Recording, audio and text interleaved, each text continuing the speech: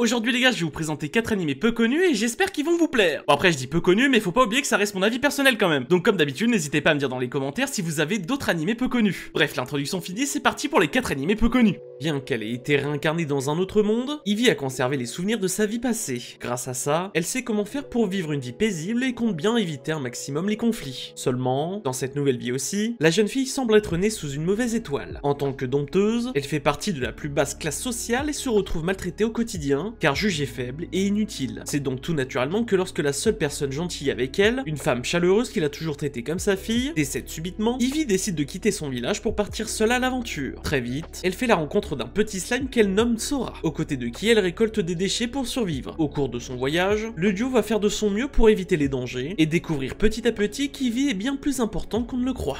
The Weakest Hammer Began a Journey to Pick Up Trash est un animé de 12 épisodes disponible sur Crunchyroll. Le studio Masquette s'en est occupé et pour ceux qui ne les connaissent pas, ils ont déjà travaillé sur Betsu Sekai ou encore Let You Down. Ah oui aussi, information importante, l'animé est disponible en VF. Bon, c'est un isekai, mais en vrai il est vraiment sympa. Après ça suit un petit peu le schéma habituel, faible, inutile du personnage, mais bon, en vrai vous serez pas déçus. Et oui, je préfère aussi vous prévenir, au début l'animé est un petit peu mou, du coup accrochez-vous bien. En tout cas, je peux que vous le conseiller, donc n'hésitez pas et foncez. Dans le milieu médical, Song Ji-hoon n'est pas n'importe qui. Elle est l'une des plus grandes chirurgiennes que le monde ait jamais connue, réputée pour être capable de sauver ses patients même dans les situations les plus critiques. En bref, c'est une véritable prodige. Suite à un tragique accident d'avion, Ji-hoon se réveille en tant qu'Élise de Clorence, l'épouse hautaine, jalouse et cupide de l'empereur Lyndon de Romanov. Mais surtout, celle qu'elle était dans sa toute première vie. Très vite, la panique s'empare d'Élise, qui se souvient que son comportement a déjà valu la mort de ses proches ainsi que sa propre fin autrefois. Mais tout n'est peut-être pas perdu. Grâce à ses fabuleuses connaissances en médecine moderne, il est encore temps pour elle de changer le cours du destin, en respectant la promesse qu'elle s'était faite lors de sa première réincarnation, sauver les vies plutôt que les détruire. Première étape dans cette nouvelle vie à la recherche du bonheur, trouver une solution pour gérer ses fiançailles avec l'actuel prince Linden, l'homme qu'elle a tant aimé par le passé, et qui était en partie responsable de son mauvais comportement. Dr. Elise The Royal Ladies with the Lamp est un animé de 12 épisodes disponible encore et toujours sur Crunchyroll. Mao Film est à l'animation, et pour ceux qui ne les connaissent pas, ils ont déjà travaillé sur I'm Standing on a Million Live ou encore In the Land of Lea Dale.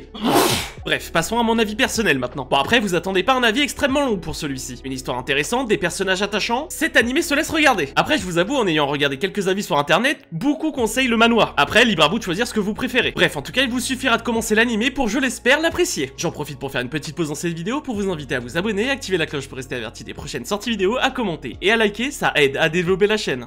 À l'aube d'une journée ordinaire, Kazuki Kurosu et Rei Suwa, deux amis tueurs à gages, doivent accueillir Miriu Nasaka, une innocente petite fille de 4 ans, dans leur quotidien. S'ils n'ont aucun problème à s'occuper de n'importe quel contrat lié à leur travail hors du commun, gérer une enfant s'avère bien loin de leur champ de compétences. Pour autant, préparer ses repas, jouer avec elle ou encore l'amener à l'école maternelle, se révèle être bien plus plaisant que prévu. Mais si dans un premier temps, les deux acolytes s'amusent de la situation, ils ne peuvent cependant pas mettre de côté leur véritable occupation. De plus, comme si cela ne suffisait pas, la fillette est en réalité la fille du chef d'une mafia, spécialisée dans la traite d'êtres humains. Raison de plus pour réaliser la mission avec sérieux. Est-ce réellement possible de concilier une simple vie de famille avec l'activité de tueur? Buddy Daddy est un animé de 12 épisodes encore disponible sur Crunchyroll. Bon, ça fait beaucoup là. Ceux qui se sont occupés de l'animation, c'est PA Works et je pense que vous les connaissez déjà. Mais dans le doute, je vais vous citer quelques animés qu'ils ont fait, comme par exemple Angel Beats, Another ou encore Charlotte. Bref, cet animé d'action et de comédie est une vraie petite perle. Personnellement, je n'ai pas trouvé de défaut notable, mis à part que ça ressemble un petit peu à Spy Family. Après, je vous avoue, c'est juste le concept qui fait ça. En tout cas, si vous avez besoin de rigoler et que vous êtes dans un mauvais mood, cet animé vous plaira. Donc comme je le dis tout le temps, n'hésitez pas et foncez. Dans un avenir lointain, les humains vivent regroupés en plusieurs colonies souterraines en plein cœur du labyrinthe. Ce dernier est réputé pour ses températures extrêmes, mais aussi pour ses filons d'or, d'argent et ses nombreuses richesses. Nous suivons l'histoire de Memenpu, une fille de 9 ans et son père Gagumber, qui gagnent leur vie en récoltant les minerais présents dans les souterrains. Un jour, lassée de son quotidien dans les mines, la jeune fille demande à son père de la laisser devenir une marqueuse afin de retrouver sa mère disparue. En raison d'une mystérieuse créature vivant dans les tunnels, ce métier est extrêmement dangereux et aurait même un taux de survie inférieur à 5%. Refusant de laisser sa fille partir seule, Gagumber décide de l'accompagner dans sa quête. C'est ainsi que le père et sa fille s'engagent dans un long voyage. Sakugan est un animé de 12 épisodes et vous vous y attendez, c'est bien sur Crunchyroll. Le studio Satellite est à l'animation, et pour vous donner une idée de qui ils sont, ils ont déjà travaillé sur Fairy Tail Hellsing mais aussi Nanbaka. Et comme le premier animé que je vous ai présenté dans cette vidéo, il est aussi disponible en VF. Cet animé d'aventure rempli de personnages sympathiques et d'un univers fabuleux m'a vraiment plu. Pour ma part, ça a été une très belle découverte, et apparemment beaucoup attendent la saison 2 qui n'a toujours pas été annoncée. L'animé aborde beaucoup de sujets importants, mais ça reste malheureusement au second plan. Mais en tout cas, si vous êtes fan des animés mecha, cet animé est fait pour vous. Les 4 animés peu connus, c'est fini pour aujourd'hui. J'espère que tu as découvert de nouveaux animés grâce à cette vidéo, et comme d'habitude, je vous dis à vendredi prochain à 16 h, c'était Marathieu.